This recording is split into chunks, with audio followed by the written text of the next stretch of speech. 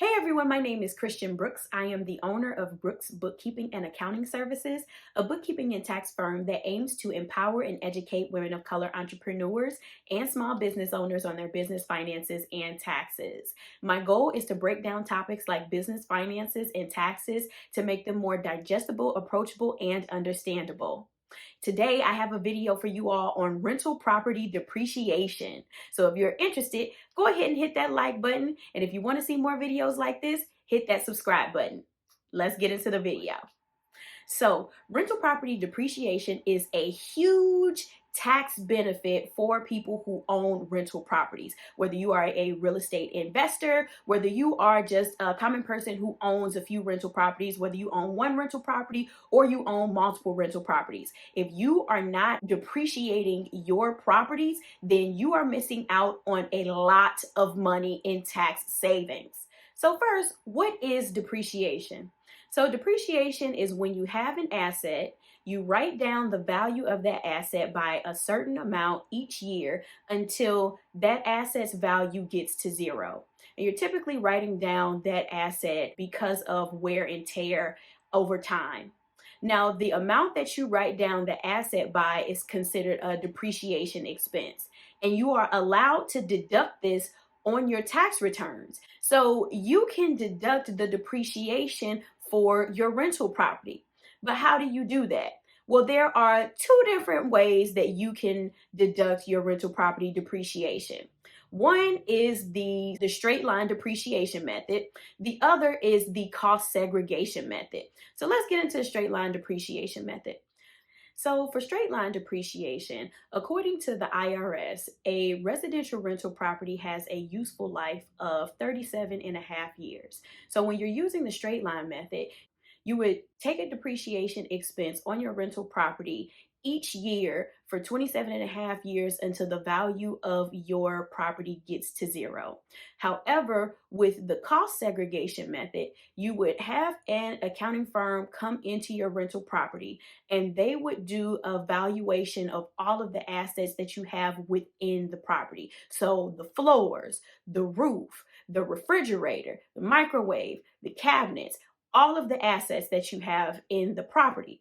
And you would depreciate each one of those assets. So each one of those assets would have a different useful life. So you don't have to wait the whole 27 and a half years to take your full depreciation expense. Some would have a useful life of 5 years, some 10 years, some 15 years, some 1 year. So you would be able to take more of your depreciation expense up front rather than waiting the whole 27 and a half years to write off this depreciation. Now, when you're using the cost segregation method, you are going to have a higher depreciation expense in the beginning years of owning your rental property.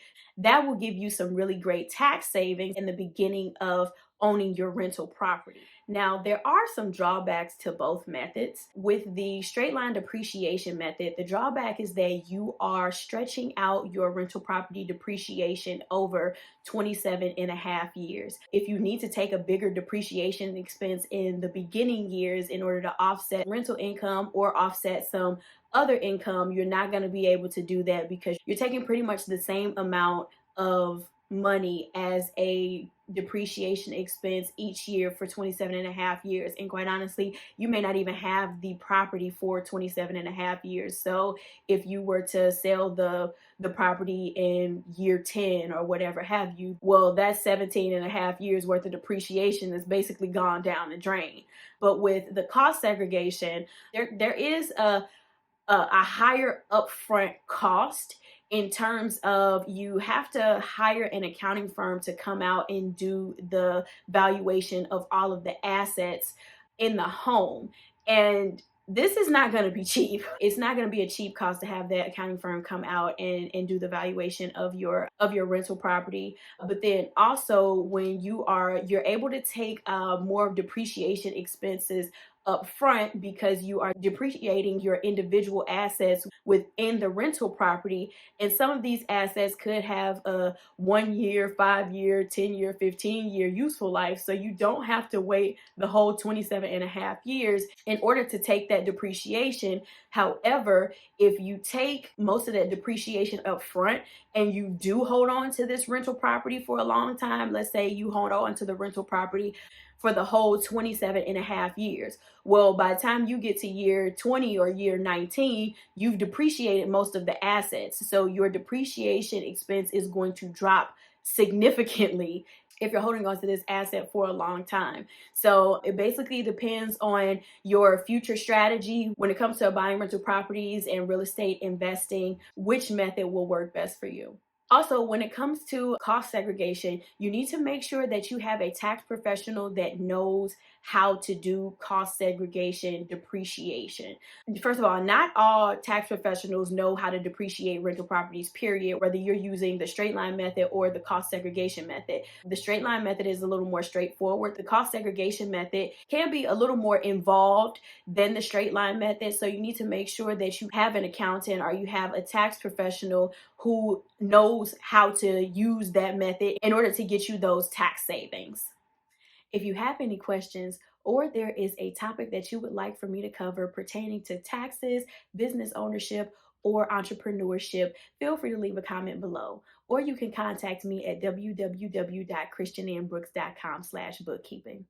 So for the straight line depreciation method, for the most part, you can do it yourself. It's pretty straightforward and easily understood to where you can calculate that expense, that depreciation expense yourself. I do have a depreciation calculator. It is very easy to use. I have a video of the depreciation calculator and I will link that in the description box below. It's very easy to use. All you have to do is type in a couple numbers and it automatically calculates your depreciation expense for the entire 27 and a half years, and it automatically tracks your depreciation. I put the link in the description box to the depreciation calculator. You can use it yourself or you can give it to your tax professional so that they can calculate your depreciation. And once again, it's using the straight line method. I also have my bookkeeping template for entrepreneurs, which I will put in the description box below. The bookkeeping template for entrepreneurs, you can use that as an owner of a rental property to help you track your rental property income and your rental property expenses. I've created these tools for people who can't afford a bookkeeper or don't necessarily want to bring in a bookkeeper, or someone who can't afford to pay a whole lot of money when it comes to tax preparation. I've created these tools for you so you still have access to some of the benefits that other folks have access to. So go ahead and look in the description box to find a link to my bookkeeping template for entrepreneurs and the residential rental property depreciation calculator. I hope you found this video helpful. If you find yourself stuck with taxes or bookkeeping, feel free to contact me. My information is in the description box below. See you next time.